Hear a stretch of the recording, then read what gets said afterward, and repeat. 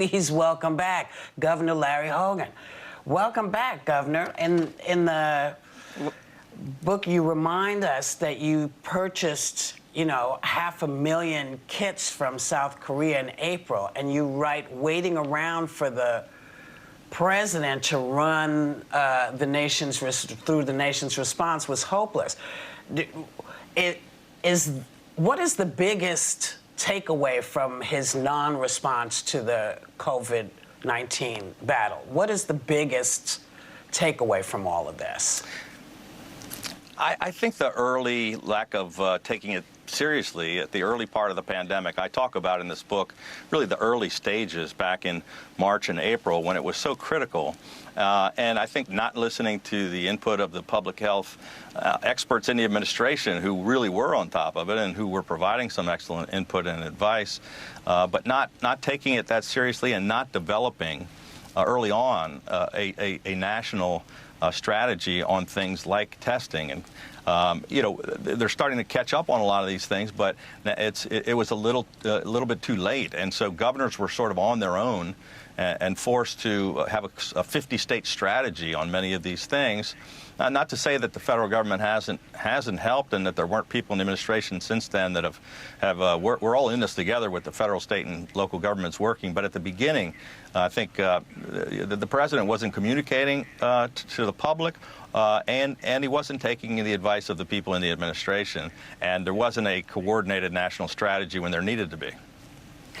Governor, you paid $9 million for those kits from South Korea, but it was reported that you had been offered over 1 million tests at a lower price from domestic companies. The South Korean tests went unused for weeks because they lacked swabs and reagents, and it was just announced many of those tests were replaced with newer ones. Was that purchase a costly misstep on your part, do you think? Not at all. It's really the key to our overall long-term testing strategy. Look, you have to go back in time when at the end of March, there were only a few thousand tests in early March that were done across the country when we couldn't find any access to tests from the federal government or from any suppliers in the U.S., and we were able to negotiate this deal with South Korea. It was, when I announced that day, I said it's one part of a long-term testing strategy. There's still these test kits that are used in a lab. We had to build our own lab at the University of Maryland. We had to still scrounge around like every other governor to find swabs and transport medium and tubes and all of these other 9 parts of the process. Every governor had to. But we've used tens of thousands of them in our outbreaks and clusters. We're now using 2,000 or 3,000 of them a day. And our plan was to have enough on hand to last us all the way through the fall, where we may have to end up ordering even more because we're using them faster than we anticipated originally, and they're working much better than all the other tests. We're now turning them around at our high-speed lab like 24 hours a day, in 24 hours, when many of the other tests across the country people are waiting for 10 days for results. So we're very pleased with the job that we've done on those tests, and they're working better than most. That's good. Okay, so you've asked the White House to delay planned changes in how states report cases, originally to the CDC, now it's to HHS. It's reported that the administration also wants to cut out funding for testing, contact tracing, the CDC, and NIH in the next relief bill. I don't know how they could possibly do that and have any hope for correcting this situation at all. What do you make of these plans and changes, sir? Well, they're both bad ideas, and I've made that very clear. We have another White House call today where I'm going to try to reiterate that again on behalf of the governors.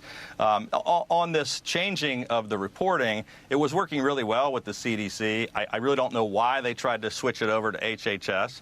But if they want to make that change, we just were arguing that they need to give us more time. I think they gave us 24 hours. And there was a threat that if we don't have it done in 24 hours, they're going to withhold life-saving remdesivir from our, people that are dying in hospitals, which was absurd. My God. Our experts, we had to pull people away from other important work in our health department. They said it was going to take them 2 weeks, a whole team of people, to transfer this over, and we couldn't possibly do it in 24 hours. So that's one issue. But the taking money away from testing at a time now where we're seeing spikes and increases in states all across the country. We're not one of them, thankfully. We're doing a really good job and have declining numbers. But many states across the country are spiking. Testing and contact tracing is the key to getting a handle on this virus. The states have been doing a good job, but I just mentioned about the labs being behind and taking 10 days. We need more, the federal government's help to get those labs up to speed. So, Governor, why do you think they're doing that? Why is the White House trying to do that? What's the motive?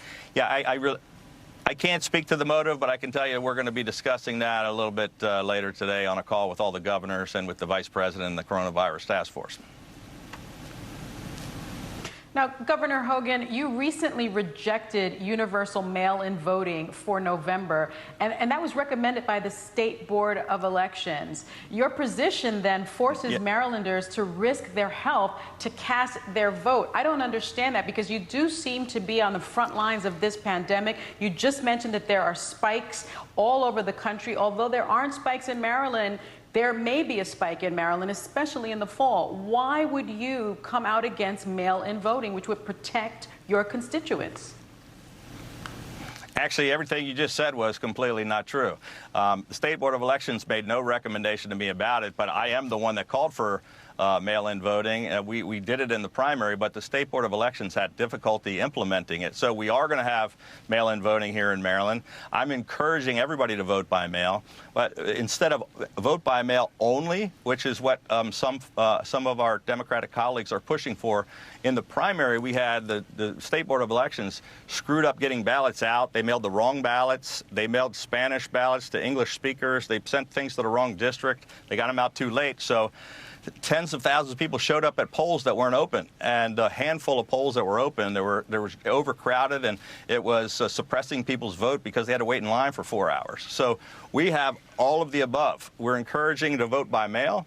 If you don't vote by mail, we have early voting, and we're encouraging to go early vote if you don't vote by mail. And then on Election Day, we're actually going to have the polls open in case we have a problem like we had in the primary where people are not able to vote. So we're encouraging vote by mail. We're on all of the above, and I think it's the exact same policy that Tom Perez, the head of the DNC, and that President Obama was supporting just last week.